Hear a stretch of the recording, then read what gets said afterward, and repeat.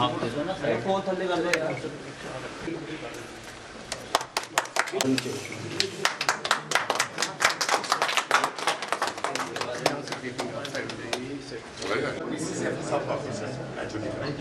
इसमें से मेन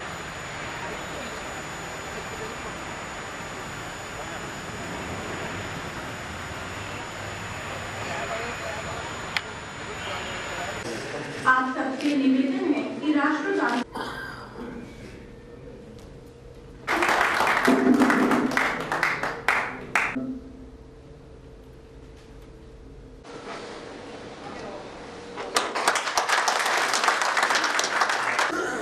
मैं principal chief conservator of forest JNK doctor Mohit officers सभी चेक गेट्स और डिविजनल फॉरेस्ट ऑफिसर्स सभी ऑफिसर्स इसमें मैप है एंड जो NTPS के लॉन्च के मौके पे भारत सरकार की तरफ से यहाँ पे पधारे हैं, आपका बहुत बहुत धन्यवाद है और हार्दिक अभिनंदन। वन विभाग की तरफ से फॉरेस्ट रिसोर्स मैनेजमेंट सेंटर के उद्घाटन एवं नेशनल ट्रांजिट परमिट सिस्टम के शुभारंभ की आप सभी को बहुत बहुत बधाई और शुभकामनाएं। सामान्यतः एक परिपाटी हमारे यहाँ रही। अभी मैं जब अंदर प्रवेश किया तो मैंने पूछा कितने साल में बिल्डिंग बनी, तो बताया गया 6 साल में। इस परिपाटी से अब हम बाहर निकल रहे हैं, देर आए दुरुस्त आए। और जहाँ तक फॉरेस्ट डिपार्टमेंट का सवाल है, पिछले 2.5-3 वर्षों से मैं देख रहा, 2.5 वर्षों से, कि डॉक्टर गेरा के नेतृत्व में फॉरेस्ट डिपार्टमेंट ने बहुत ही सराहनीय काम जम्मू कश्मीर में आप सब लोगों ने मिल करके किया है। फॉरेस्ट डिपार्टमेंट को इंफॉर्मेशन कम्युनिकेशन टेक्नोलॉजी लैब के लिए एक लंबा इंतज़ार करना पड़ा। मुझे उम्मीद है कि अत्याधुनिक data centre, training hall, control and command room,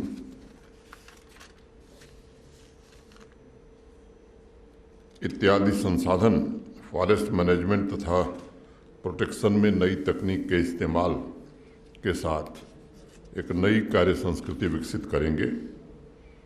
अनेक ऐसे भौगोलिक क्षेत्र हैं जहां आर्टिफिशियल, ऑफिशियल या वॉलंटियर्स का जाना असंभव सा है। वहाँ मुझे लगता है टेक्नोलॉजी आपको सबसे ज़्यादा मदद करने वाली है। मित्रों, आज़ादी का अमृत काल तीव्र आर्थिक विकास का काल है। इस दौर में विज्ञान, तकनीक, नेचुरल रिसोर्स और इकोनॉमिक प्लानिंग, इन 4 महत्वपूर्ण तत्वों को विकास के मिशन के लिए निरंतर योगदान देना ही होगा।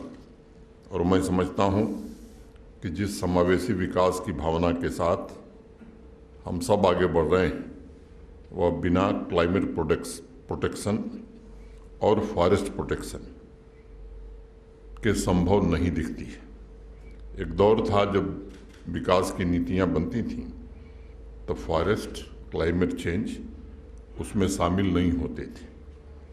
लेकिन पिछले अनेक वर्षों से वैश्विक परिवर्तन के कारण आज आर्थिक सामाजिक विकास की एक भी परियोजना या पॉलिसी नहीं बनती जिसमें फॉरेस्ट कंजर्वेशन और क्लाइमेट चेंज के फैक्टर्स को शामिल नहीं किया जाता है। यह बदलाव जितना सुखद है, मुझे लगता है उतना ही चुनौती भरा है। क्लाइमेट चेंज प्रतिदिन हमें चेतावनी ही नहीं दे रहा है, बल्कि आग्रह भी कर रहा है कि हम नेचुरल रिसोर्स को प्रोटेक्ट करें एवं जो प्राकृतिक विरासत हमें मिली है उसे सहेज कर रखें भी। फॉरेस्ट प्रोटेक्शन एवं मैनेजमेंट को मैं मात्र टिम्बर रेवेन्यू या लैंड बैंक के रूप में नहीं देखता हूँ, बल्कि ये अत्यंत संवेदनशील और महत्वपूर्ण क्षेत्र क्लाइमेट सस्टेनेबिलिटी तथा सस्टेनेबल डेवलपमेंट लक्ष्यों को प्राप्त करने का साधन भी मैं मानता हूँ। विश्व के बड़े बड़े फॉरेस्ट मैनेजमेंट के एक्सपर्ट आज इस बात को स्वीकार कर रहे हैं कि भारतीय परंपरा में पृथ्वी एवं पर्यावरण को जिस प्रकार सर्वोपरि माना गया है, दरअसल वही 21वीं सदी में मानव सभ्यता और विकास का पथ प्रदर्शित करेगी। अथर्ववेद में अनेक मंत्र इसको लेकर के हैं। पृथ्वी सूक्त आप में से अनेक लोगों ने सुना होगा। तो हमारे ऋषि मुनियों ने पृथ्वी को माँ का दर्जा दिया था। उसकी उपयोगिता, प्राकृतिक स्वरूप और संरक्षण पर बड़ी विस्तार से उसमें चर्चा भी है। सत्यम बृहद मृगण दीक्षात तपो, सत्य, समर्पण, यज्ञ और तप से हमारे पूर्वजों ने युगों युगों तक पृथ्वी को संरक्षित और समृद्ध किया, और पर्वत, नदी, मैदान के माध्यम से वह पृथ्वी हमेशा मानव समाज को पोषित करे, ऐसी कामना भी की।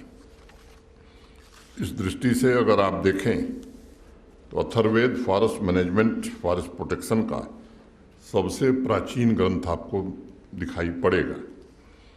उसके जैसा कोई भी ग्रंथ आपको पूरे दुनिया में नहीं मिलेगा। और मैं समझता हूँ कि क्लाइमेट चेंज की चुनौतियों को देखते हुए आज ये पहले से कहीं अधिक प्रासंगिक हो गया है। डॉक्टर गेरा फॉरेस्ट सर्विस के ऑफिसर्स को ट्रेनिंग देते हैं।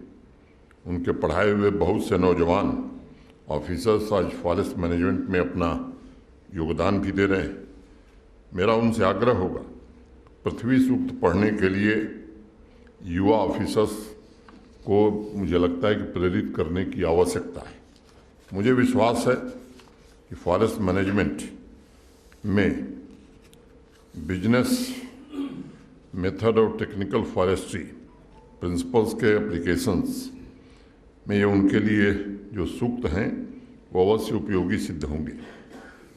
ये हमारे लिए गर्व का विषय है कि वेस्ट बंगाल, अभी आईजी साहब बता रहे थे, और मध्य प्रदेश के बाद जम्मू कश्मीर देश का तीसरा राज्य और यूटी की श्रेणी में हम तीसरे स्थान पर आ गए हैं, जिसने national transit permit system platform को शुरू करके फॉरेस्ट प्रोड्यूस के ट्रांसपोर्टेशन के लिए ऑनलाइन परमिट और एनओसी जारी करने की व्यवस्था की है। ईज ऑफ डूइंग बिजनेस के साथ साथ ये प्लेटफॉर्म अवैध फॉरेस्ट प्रोड्यूस के ट्रांसपोर्ट को रोकने में भी हमारी मदद करेगा। हमेशा इस बात की चर्चा हम भी करते हैं, अनेक लोग करते हैं कि हमें पर्यावरण संरक्षण और विकास को एक दूसरे का विरोधी नहीं बल्कि पूरक बनाना है, और विकास तथा पर्यावरण संरक्षण के बीच एक संतुलन हम कैसे स्थापित कर सकते हैं, ये बात हमें बराबर दिमाग में रखनी चाहिए। कभी कभी ये संतुलन न होने के कारण बड़ी बड़ी परियोजनाओं में बड़ी कठिनाई आती है। मुझे लगता है कि ये बात सबको समझना बड़ा आवश्यक है।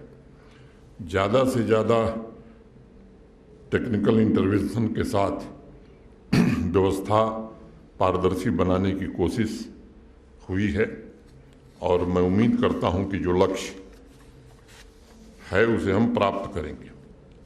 मुझे प्रसन्नता है कि जम्मू कश्मीर के फॉरेस्ट बाउंड्री की पहचान, फॉरेस्ट एसेट की GI tagging, green drive, wetland के संरक्षण और आज के समय में क्लाइमेट चेंज और ग्लोबल वार्मिंग की चुनौतियों को देखते हुए बायोडाइवर्सिटी तथा वाटर बॉडीज़ के संरक्षण में जीआईएस टेक्नोलॉजी की मदद हमने लेनी शुरू की है। ये सराहनीय पहल है। जीआईएस एक नए कम्युनिकेशन टूल के रूप में भी आज उभरा है, और मैं इस अवसर पर एक बात पर विशेष बल देना चाहूँगा कि मैपिंग आज पूरी दुनिया की एक नई भाषा बन गई है, और ये नई भाषा फॉरेस्ट मैनेजमेंट और प्रोटेक्शन के लिए आने वाले भविष्य में सशक्त इंस्ट्रूमेंट साबित होने वाली है। टेक्नोलॉजी का अधिक से अधिक इस्तेमाल फॉरेस्ट मैनेजमेंट में बेहतर नीति, सही निर्णय और सुगम क्रियान्वयन के नए युग की शुरुआत आप सब कर रहे हैं। मुझे बताया गया है कि फॉरेस्ट डिपार्टमेंट ने बीट, ब्लॉक, रेंज तथा डिवीजन स्तर पर सभी डीमार्केटेड फॉरेस्ट का डिजिटाइजेशन कर लिया है। मुझे याद है श्रीनगर में मैंने गेरा साहब से आग्रह किया था कि ये काम आपके रहते रहते हो जाना चाहिए, और मैं आभारी हूँ गेरा साहब ने पहल करके इस काम को आगे बढ़ाया है।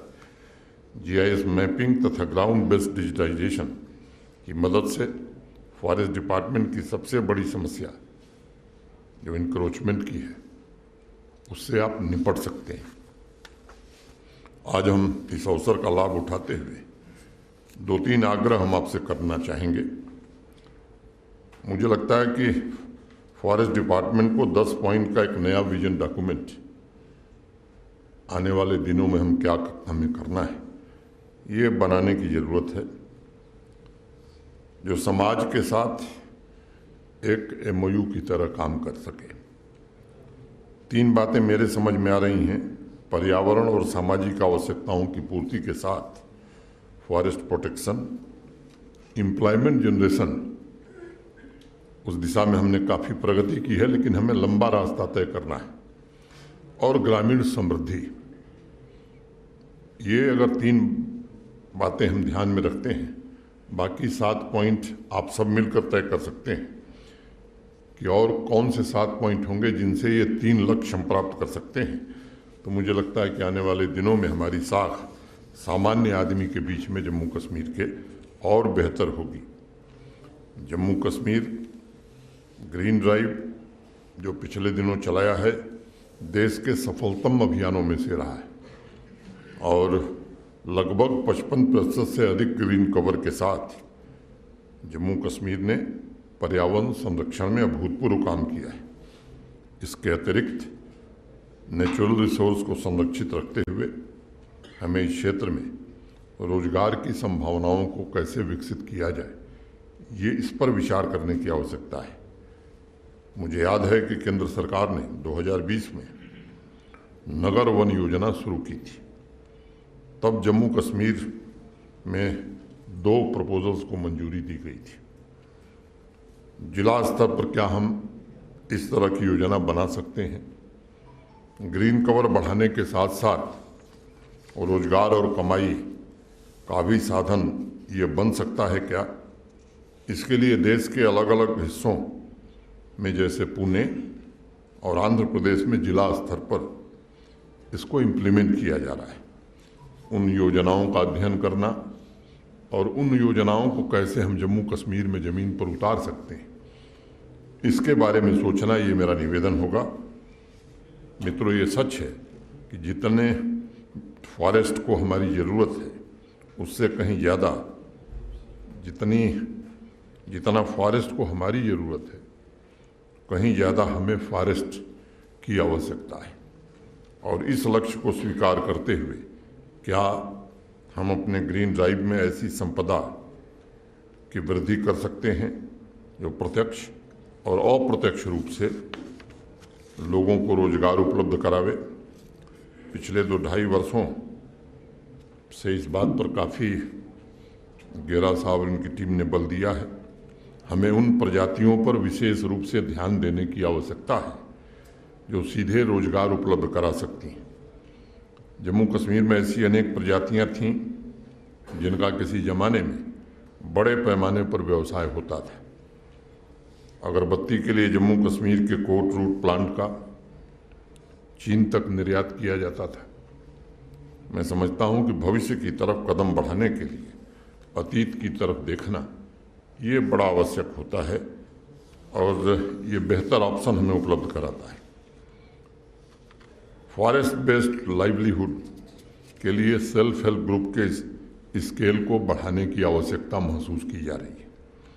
अगर हम वर्तमान में ऑपरेशनल 70,000 सेल्फ हेल्प ग्रुप के आंकड़े पर नज़र डालें तो forest based self help group की वर्तमान 40-50 समूहों की संख्या नगण्य है। 5 लाख से ज़्यादा महिलाएं आज जम्मू कश्मीर प्रशासन के विभिन्न कार्यक्रमों से जुड़ी हैं। अभी तक हम 40-50 समूहों की रचना कर सकें।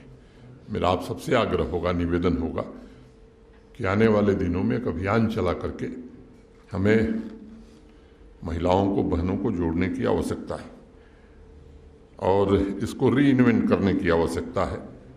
जम्मू कश्मीर के अलग अलग ज़िलों में प्रोड्यूस के आधार पर सेल्फ हेल्प ग्रुप्स को कैसे हम प्रमोट कर सकते हैं। मुझे लगता है कि ये फॉरेस्ट डिपार्टमेंट की बड़ी कामयाबी होगी महिला सशक्तिकरण की दिशा में। फॉरेस्ट मैनेजमेंट में एक्सपर्ट्स अक्सर ब्राज़ील मॉडल की चर्चा करते हैं। पर्यावरण संरक्षण से संबंधित इंटरनेशनल सेमिनार्स में ब्राज़ील की चर्चा करते हुए आधुनिकता और परंपरा की अच्छाई को बरकरार रखने पर बराबर जोर दिया जाता है। इसको जो थोड़ा बहुत मैंने समझा है वो इस बात की तरफ इंगित करता है कि पर्यावरण संरक्षण तथा सस्टेनेबल डेवलपमेंट दोनों जन भागीदारी पर ही आधारित हो सकता है। कई प्रयोग हमारे फॉरेस्ट डिपार्टमेंट ने किया है। बच्चियों के नाम से पेड़ लगाना, वन बीट वन गार्ड, अनेक कार्यक्रम, मेड़ पर पेड़ पिछले 2-2.5 वर्षों में मैंने स्वयं देखा है और काफ़ी सफल प्रयास रहा है। मुझे लगता है कि हमें और भी इस तरह के प्रयोग आने वाले दिनों में जन भागीदारी के आधार पर करने की आवश्यकता है। पर्यावरण संरक्षण के सभी प्रयासों में स्थानीय लोग ओनरशिप ले सकें, इस दिशा में हम कैसे काम करेंगे, इसके लिए हमें संवाद स्थापित करना होगा। दफ्तर में बैठ करके शायद ये काम हम नहीं कर पाएंगे। ट्री प्लांटेशन विकसित हो रहे, ग्रीन एरिया की मॉनिटरिंग और वॉलंटियर्स, इन सभी प्रयासों से कैसे जुड़ें, तकनीक का सहारा कैसे अधिक से अधिक लोग लें, ये प्रयास होना चाहिए।